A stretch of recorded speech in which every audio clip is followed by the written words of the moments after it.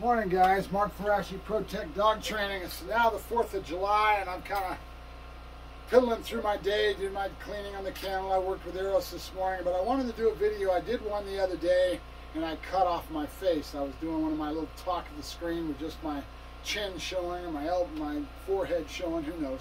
So I wanted to redo this. It was an important topic to me. It's something that I'm into and most dog trainers are aware of and familiar with this subject, okay? It's all about the muzzle, okay? And you see that I have 3 muzzles here and I wanted to kind of go through the different styles and different uses. This is put out by a company by the name of Baskerville. It's a Baskerville muzzle. You can find it. And if you notice, it's got all kinds of space. It allows the dog to be able, let me let Eros out here in the box. You can come harass me. Here, here's your little toy. I got you a flying squirrel. Yay! All right, so this is a safety muzzle. All right, it allows, this is large. It would be rare that I'd find a dog that would need this larger one, but they come in sizes of 2, 3, 4, 5, whatever. You got to find the size that's right for your breed and go through them and you get a better feeling for them.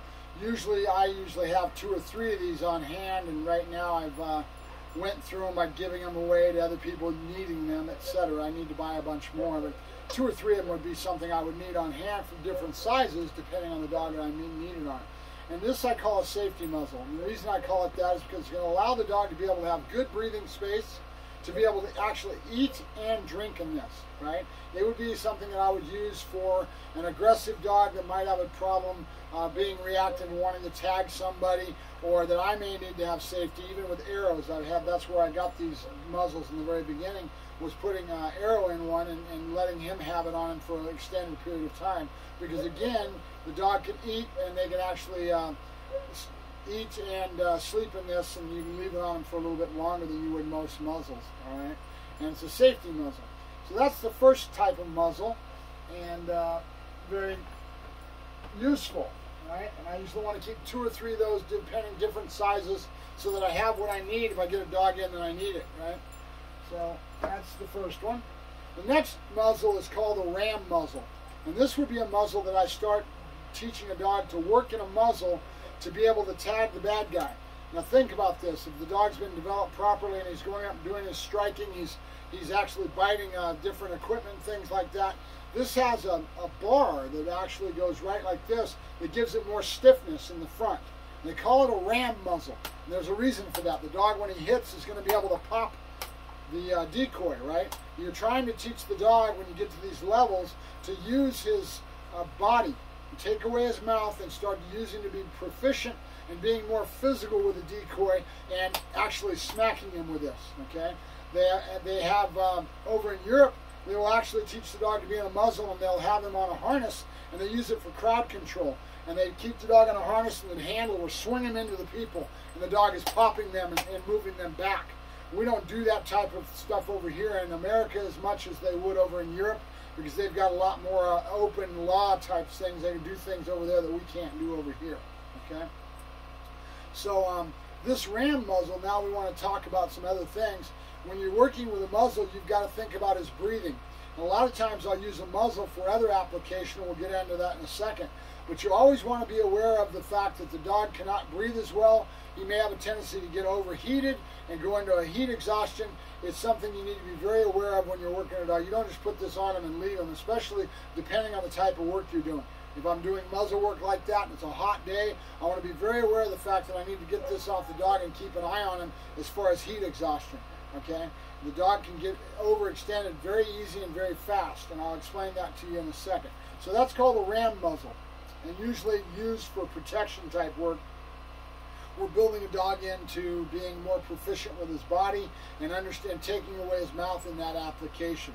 So we'll get more into that in a second. The third type of muzzle is called a basket weave muzzle. These come from Germany, and if you notice, they're very open on the sides and they've got a lot more breathing room. It's a leather muzzle, but at the same time it's safe for using for protection.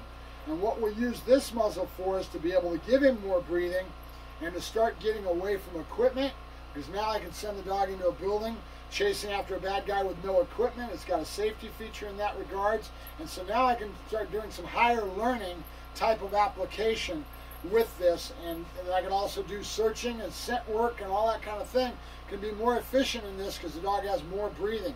Notice it still has the same bar. You see that? That's a metal bar cased in leather all the way around. It gives it stiffness again and kind of gives it that same feel as the ram muzzle, but it gives the dog a lot more breathing capacity.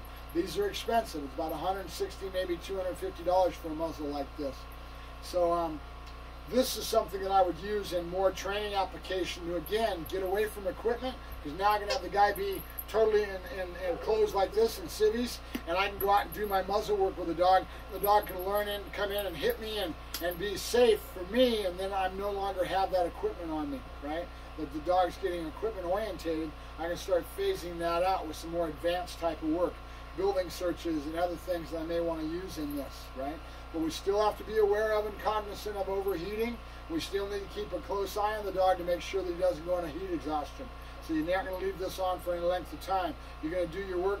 And a lot of times when they're doing muzzle work, you'll do a muzzle hit and you'll do a session of muzzle work, and then you pop this off right in the middle of the session and you let him send him in, and you send him in for a bite so he can relieve some of the stress and the frustration that he builds up because he can't really bite the guy. Remember that the dog's mouth is everything to him, and he's been learning to do and use his mouth and do bite work for all this time. You don't go into a muzzle until you get to a certain level of training. Now we're doing what I call topping the dog off. We're getting away from equipment. We're going more towards civil agitation. We'll start doing a lot more muzzle work and some other higher end applications, advanced work. And normally this stuff is not done except in law enforcement, because a civilian is not going to send their dog out into a building to go after the bad guy unless you're me and you're into these higher application training applications.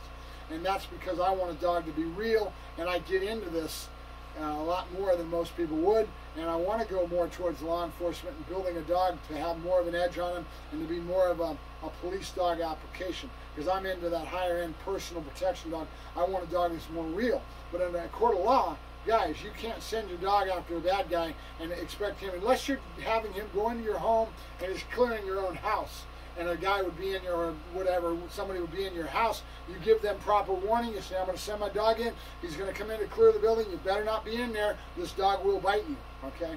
That's your home. That's a different story, all right? So in a general sense, though, you don't let this dog go away from you because you're in a legal aspect of things and you're using a weapon. A dog can be classified a weapon. There's arguments. Law enforcement will come after me as a private trainer and try to say my dog is deadly force. And they always try to hang that, whereas they can use their dog and it's not deadly force. So we get into a little bit of parsing and things when we get into that. But if you send your dog away from you and you don't have the legal standing to be able to send your dog as a weapon and he bites somebody, you could be in a situation. So in a personal protection sense, a lot of times we'll teach our dog to circle around us and to keep the bad guy away from us in a very close proximity to me, okay, or to the owner, right? We'll build the dog in that way, and we'll do a little bit different where the dog learns to kind of circle around the person and keep the bad guy or whatever may be the situation away from you, okay? So that's more for the legal aspects of things, guys. And for more on that, obviously talk to your lawyer. Now, I'm not a lawyer, but I have a pretty good understanding and sense of what's going on in that regard. So that's a little bit of a primer on the muzzles. It's for higher application and can be used in a lot of different things. I won't get into specifics of exactly what we do, but there's a lot of specifics that go on in regards to using a muzzle to be safe for your decoys, to be safe for you. Overheating is always something you need to be conscientious of and aware of. Heat exhaustion is a situation that you need to be aware of when you're using a muzzle, right? So that's pretty much it. I will let you guys go. I thank you very much, Mark Ferrasci, Pro Tech Dog Training. Have a good day, guys.